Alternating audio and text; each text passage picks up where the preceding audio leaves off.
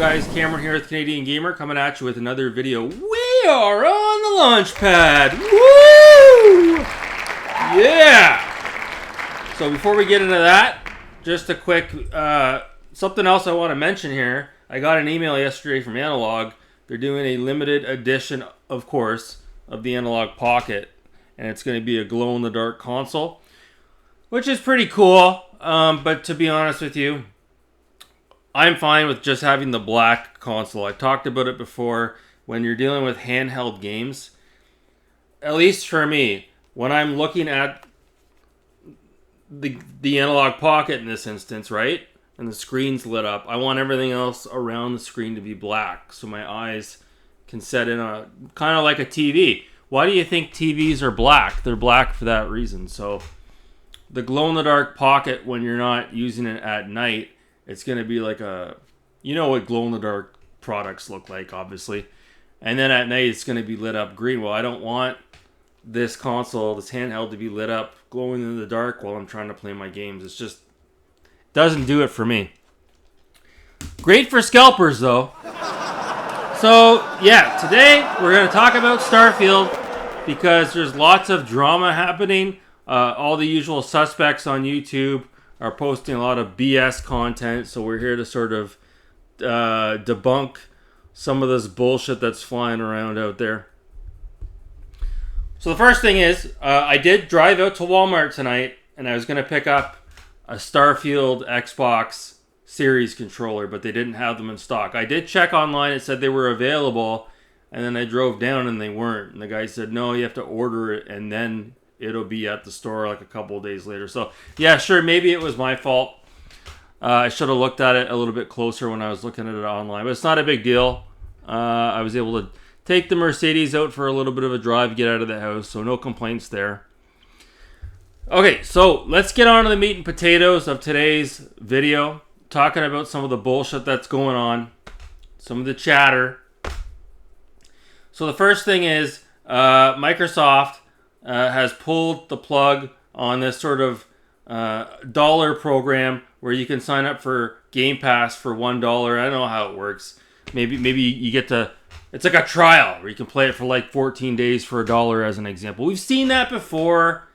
These other companies do it all the time. Netflix, Amazon, all the rest of it. Now, anyone who's actually making a big deal about this is absolutely insane, okay? If you've worked in business before, then you understand why Microsoft is doing this, right? Right? They're on the cusp of releasing what is arguably the biggest game they've ever launched. Because it is, let's be honest here, it's a Microsoft product, Bethesda Microsoft. Do you seriously think Microsoft is going to let people sign up for Game Pass for $1 to be able to play Starfield for 14 days, beat it, and unsubscribe from Game Pass?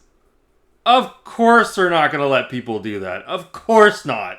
Okay? So I don't think there's much else we really need to talk about with regards to this, okay? There's nothing to talk about. The conversation ends where it begins. These people, these content creators are grasping, they're reaching for straws. It's ridiculous. It's absolutely ridiculous. Of course, Microsoft is not going to let you pay $1 to play Starfield for 14 days.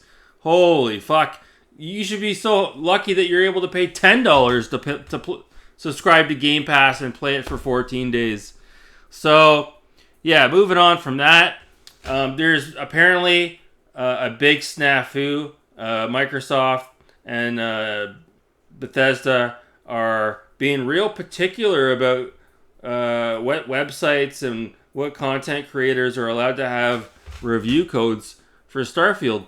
So the channel, the website Eurogamer, one of the guys, one of the writers, one of the contributors was bitching and crying. He's being a little Karen on Twitter. And he's like, Bethesda doesn't have to give us a review code, but I just want to throw it out there that because they're not, our review is going to be late. And then he goes on to talk about how Bethesda ended up giving a review code to Eurogamer, but only under one condition, that Eurogamer would give the review code specifically to Digital Foundry, which is a subsidiary of Eurogamer. And so what's kind of interesting about that is there's a picture floating around. I think it's from Gamescom. And it shows John Lennon, okay, Richard Ledbetter, and the other kid. And they took a picture with Todd Howard and Buddy there from Microsoft, Phil Spencer. And they got their hands around each other. And it's like, it makes you wonder when you see that picture. It's not a good look, right? It's like, is Bethesda trying to butter up Digital Foundry so that they put out a good video on Starfield? And then Todd Howard recently, a couple of weeks back, he even said he even self-admittedly went on record to say that he's a huge fan of Digital Foundry. He's like, oh, I'm a huge fan of those guys. Who isn't? So yeah, kind of fucking weird, to be honest with you, that we're seeing that selfie, not a selfie, but that picture of those 5 or 6 guys. It's kind of a conflict of interest, no? Because you're supposed to be unbiased when you're reviewing these products. And Digital Foundry doesn't really necessarily review games per se. They just deal with performance. All that being said, it is kind of a weird look. But do I blame Bethesda from controlling the narrative as to who's allowed to review what games? No, I don't, because there's a lot of Sony ponies out there, okay, that have been taking shots and taking digs at Microsoft and Xbox for years. So, yeah, of course, you burn your fucking bridges, you fuck around, you find out. Just ask Marceau. Oh my god.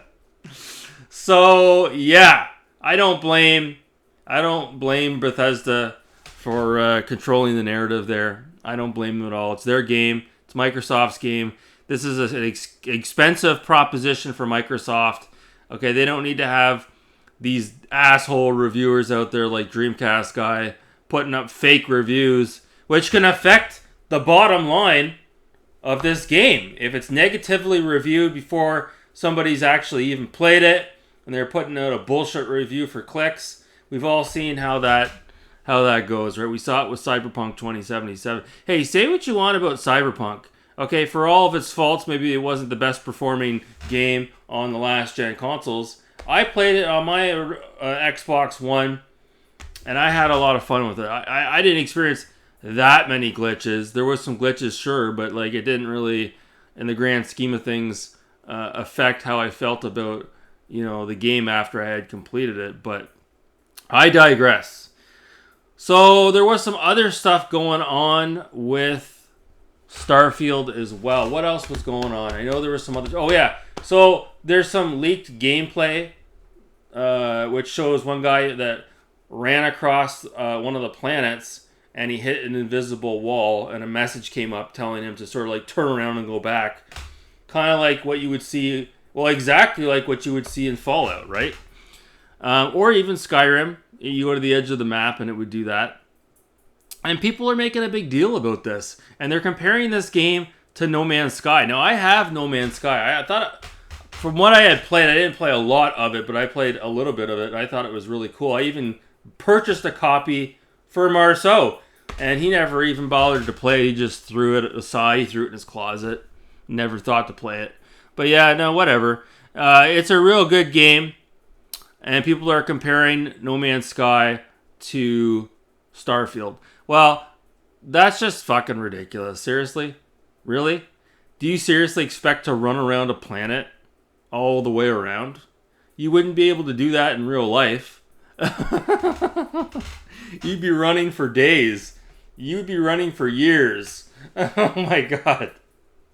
So yeah, put an invisible wall up. Who gives a shit? Who gives a shit? Oh my god.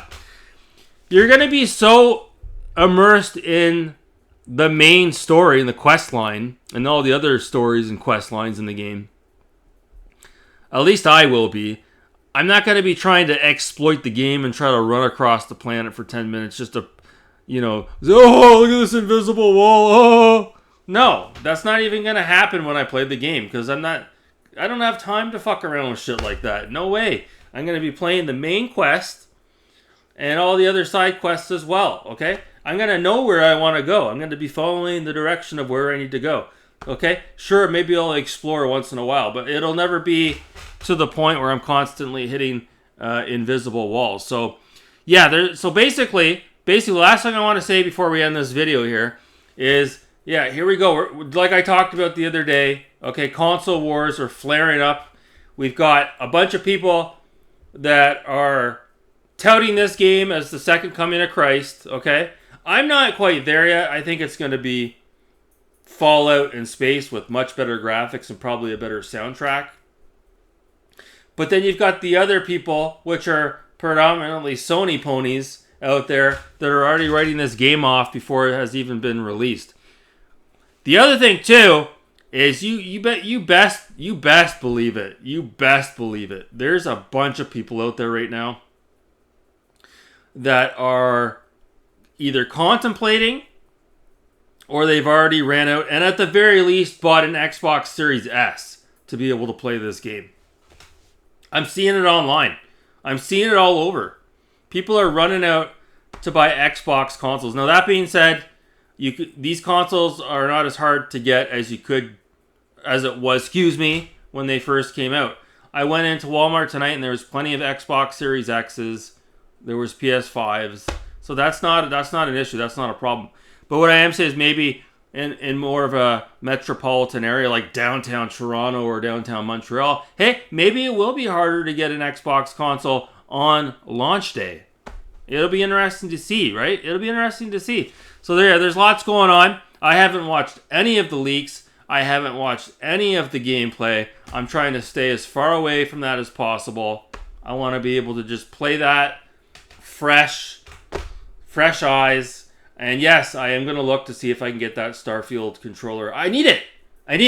I feel like I need it to complete the experience. I need to have that Starfield controller in my hand. So I am going somewhere else tomorrow, off the beaten path, and I may be able to pick one up tomorrow. Should be interesting. Can't wait. Checked my mail today. The game hasn't come in the mail, so hopefully it'll come in the mail tomorrow. Hopefully. And so yeah, that's it. I'm going to cut it off there. Right at the 13-minute mark. I'm really excited for Starfield. I know you guys are too. We are on Launchpad! Woo! Love you, PK! Anyways, guys, that's going to do it for this video. Thanks so much for watching. Have a good night.